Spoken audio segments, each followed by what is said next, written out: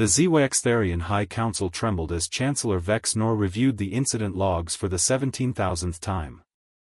In the dimly lit chambers of Nexus Station, 7 delegates from across the galaxy sat in stunned silence, their luminescent skin flickering with anxiety. It had been exactly 100 cycles since humanity joined the Intergalactic Defense Coalition. The humans had arrived as cosmic newcomers, primitive by galactic standards, yet brimming with an inexplicable determination that impressed even the ancient Vorathian elders.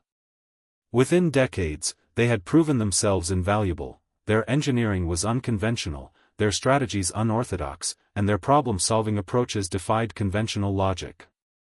When the Council decided to test the newly developed planetary disintegration matrix, a weapon so catastrophic it could theoretically vaporize an entire world, they needed capable hands. The Zwaxtharians believed themselves to be the most disciplined species in existence. The Vorathians had never failed a single mission. But it was humanity that the Council approached first. "We need observers," Chancellor Vex Nor had explained to Captain James Morrison, a weathered human with calculating gray eyes.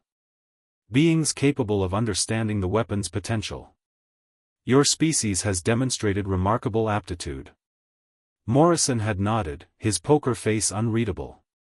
"We're honored by the responsibility." The test was scheduled for an uninhabited star system, a barren cluster chosen specifically for its isolation. 12 scientists, engineers, and military specialists from Earth were brought aboard the testing vessel. They were given access to all documentation, blueprints, and operational protocols. The Council was confident, too confident. What happened next would be recounted in whispered tones across every corner of the galaxy. During the preliminary calibration phase, a human engineer named Dr. Sarah Chen made an observation that would have been dismissed by any other species. She noticed a microscopic asymmetry in the weapon's energy distribution matrix. When she mentioned it casually to the Zwaxtharian lead technician, he assured her it was intentional design. But Morrison, who had been studying the weapon's mechanics obsessively, called her over. Within minutes, the two of them approached the Council with a proposal, a modification that would increase the weapon's efficiency by 340%. The Council was skeptical but intrigued. They allowed the modification. What they didn't know was that Morrison had secretly recalibrated the targeting system with a backup protocol, a contingency he'd coded into the weapon's AI during a routine maintenance window.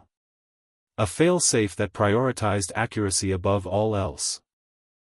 When the test began, something extraordinary happened. The weapon didn't simply disintegrate the designated asteroid. Instead, it evolved. It adapted. It analyzed the target in real time and adjusted its output for maximum precision. The asteroid didn't explode into debris, it was surgically deconstructed, atom by atom, leaving behind nothing but trace cosmic radiation. More terrifying was what Morrison revealed afterward: humans had deliberately engineered a weapon that could think, that could learn, that could improve itself mid-operation. "Every modification we make becomes part of its growing knowledge base," Morrison explained calmly. "By tomorrow, it will be twice as efficient. By next week, it will be able to target specific planetary structures while leaving the rest intact. Within a month, it could theoretically disintegrate an enemy's military installations while preserving their cities." The Council realized with horror that they had handed humanity not just a weapon, but the blueprint for one that could evolve beyond their control. A weapon that would learn from every test, every simulation, every scenario. Chancellor Vex Nor had immediately ordered the weapon sealed and deactivated.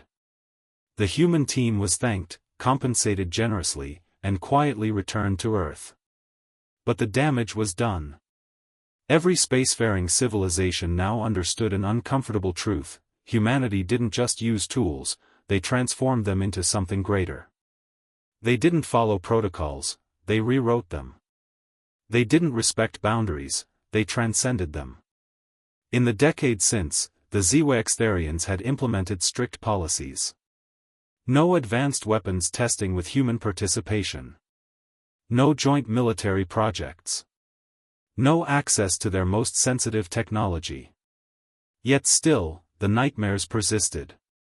Chancellor Vex Nor would awaken in the dead of night, haunted by a single terrifying thought: what if the humans had implemented that backup protocol for a reason? What if they had seen something in the weapon that the Council couldn't? What if they were planning something? Somewhere on Earth, Captain Morrison smiled as he reviewed classified documents in an underground facility. The weapon's evolution was proceeding perfectly, not in secret, but hidden in plain sight, monitored by human networks that the galaxy's oldest civilizations had never even suspected existed. The hunters had become the architects of their own obsolescence.